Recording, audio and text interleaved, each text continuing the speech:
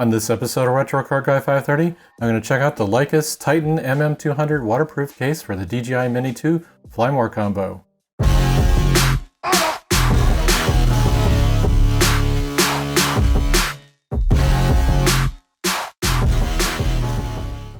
Included in the DJI Mini 2 Fly More combo is this carrying case, where you normally have the Mini 2, the RC-N1 controller, the two-way charging hub, and all your other accessories, extra props, and everything. And it's a great case. I have no complaints about the build quality. It's just the intended purpose of carrying the drone. It does do that, but it doesn't really protect the contents.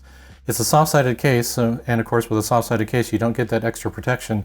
So if something were to come and hit the case while you're transporting the drone and something comes and hits it, your drone most likely will get hit as well and potentially break the drone or any of the other contents.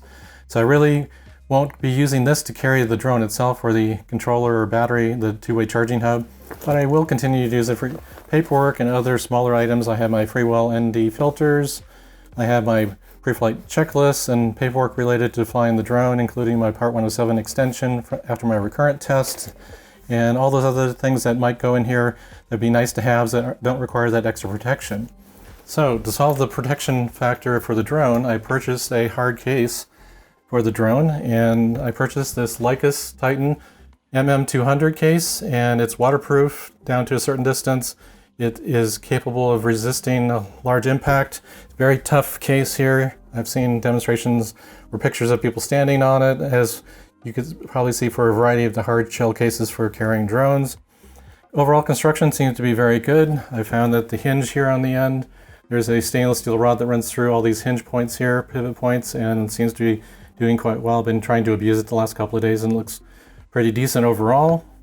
We have some feet on the bottom here, so it sets up a little bit from the actual base of whatever surface you're setting it on.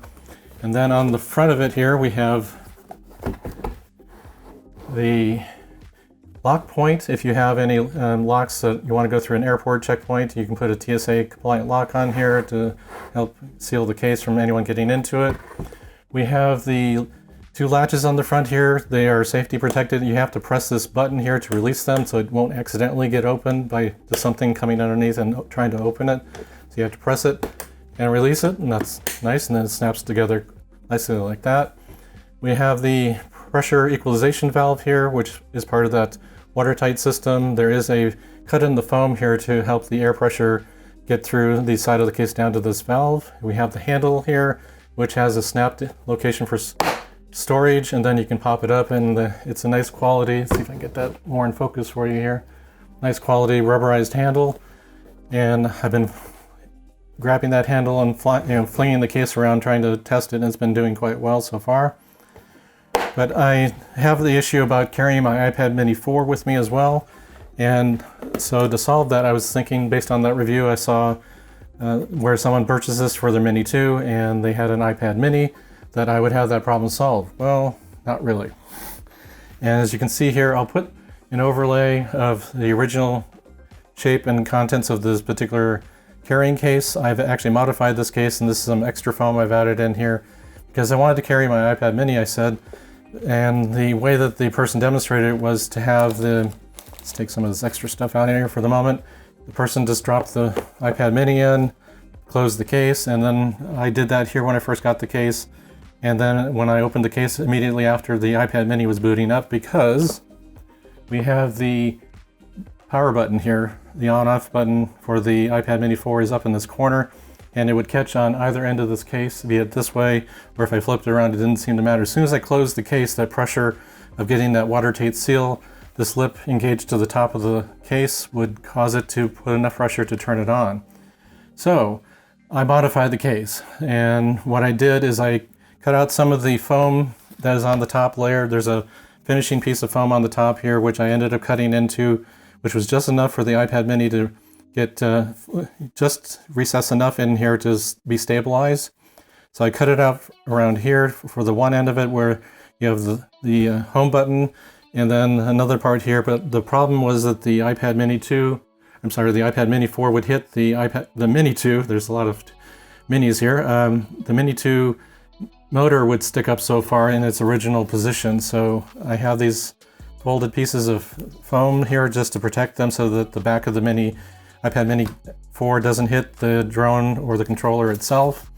And to solve the button problem, we'll get to the drone part here. The button again being over here, when I have it sitting in the case, basically that button, I have a little recess in the foam here so that nothing will contact it and it won't slide around to have the chance to contact it. So I solved the powering on problem by having that little notch here. But to solve the problem about hitting the drone, I ended up having to compromise one of the battery storage locations. Let's move this over so you can see that a little more.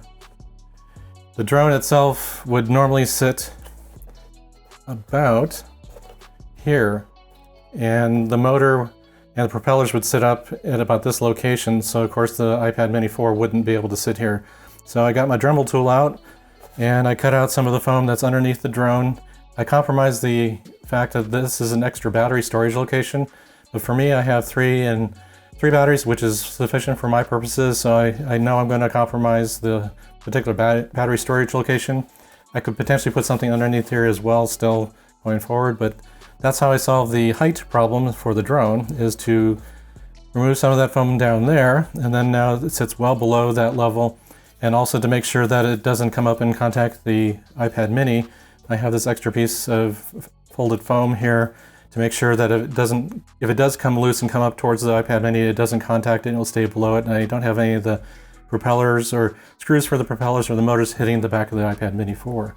Same thing for the RC-N1 controller, just have a piece of foam there just to make sure that if it moves at all, that it's not going to be hitting metal. The controller won't be hitting the backside of the iPad Mini 4. So that's my solution to my iPad Mini storage location issue. And it's otherwise is the standard case. You have the slots up here for extra items. I have the propellers up here.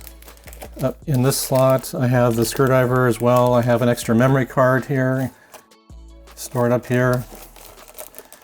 And now these sticking up is not a problem because again, the foam that's actually, let's show you that. The foam on the top side is there, but it's not at a low enough depth to impact anything directly here because it does account for the two-way charging hub being present here.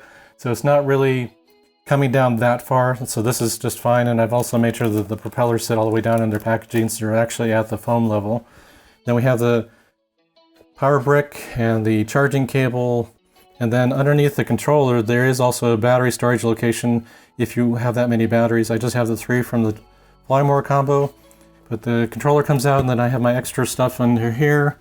I found that I would put the LumeCube strobe here. I have the charging cable for that, and I put some of the 3M dual lock on the bottom of the phone so it just sits there. It's locked into the bottom of the case so it won't come up and hit the bottom of the controller. I have my joysticks, the extended joysticks here. I have the green and red caps for the LumeCube here. And then I have the cables, the alternative cables, depending if I'm flying with, let's say I went with my Android device, I have the cable for that. And then of course the controller just sits down in the location. This is unmodified in the bottom side of this. So it just sits in its normal position as it comes from the factory. Just that I cut into the foam top layer here for that iPad Mini 4 storage. Then you have the Flymore combo 2-way charging hub, which I've got the 3 batteries. That sits nicely in there. So again, that's the tour of the Lykus Titan MM200 case with my modifications. Again, I have, again, this foam that I cut out basically on the top layer. It's the top decorative foam piece here that I cut out for this recess. And it sits in that valley there. But for extra protection, I do have this extra foam I sit there.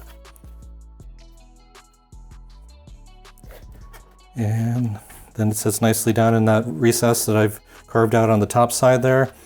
And then here's that hole on the front side for the pressure equalization valve on the front. And then I've got my foam that sits on top of the iPad Mini 4 to take up that gap between the foam and the top of the case and the iPad Mini 4. Otherwise, it would flop around. So with this sitting on there, this is some foam, noise reduction foam that I have from setting up my studio here. And then I cut out a little hole here to make sure that the air pathway for the equalization valve is still intact. So then I just close it down. It closes down nicely, latches, And it's done. If you found the information in this video to be helpful, make sure you hit that like button. Subscribe to the channel if you haven't already. Hit that bell notification to be notified when I upload new videos just like this one to the channel. Leave a question or a comment down in the comments section. And check out the description section for my affiliate link to this product on Amazon if you're interested in buying the product. I will earn a commission, but at no extra cost to you. Thanks for coming to the channel and checking out this video. See you in the next one.